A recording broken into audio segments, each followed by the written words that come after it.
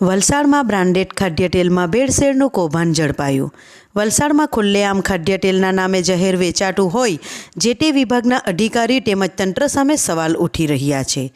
વલસાડ શહેરમાં શાકભાજી માર્કેટ વિસ્તારમાં અમુક દુકાનદારો ભેળસેળિયું હલકી ગુણવત્તાનું તેલ બ્રાન્ડેડ કંપનીના ડબ્બામાં પેકિંગ કરી બ્રાન્ડેડ તેલના નામે વેચાણની ગેરકાયદે પ્રવૃત્તિ આચરતા હોવાની બાતમી કંપનીને મળી હતી।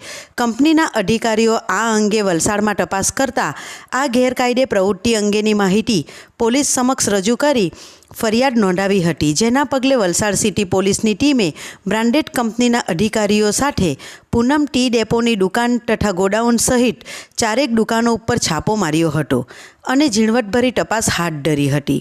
જે દરમિયાન પૂનમ ટી ડેપોની દુકાનમાંથી બ્રાન્ડેડ કંપનીના નામે ડુપ્લિકેટ તેલના 6 જેટલા ડબ્બા મળી આવ્યા હતા, જ્યારે તેના ગોડાઉનમાં તપાસ કરતાં વધુ ડબ્બા મળ્યા હતા। પોલીસે આ સિવાય પણ અન્ય દુકાનોની તપાસ હાથ ધરી હતી, જે દરમિયાન અલગ અલગ 3-4 દુકાનોમાંથી લગભગ 50 જેટલા બ્રાન્ડેડ કંપનીના ડબ્બાઓમાં હલકી ગુણવત્તાનું તેલ ભરેલું હોવાનું માલુમ પડ્યું હતું। બીજી તરફ પોલીસે લક્ષ્મી સ્ટોર સહિત અન્ય 3 દુકાનોમાં પણ ચેકિંગ હાથ ધર્યું હતું।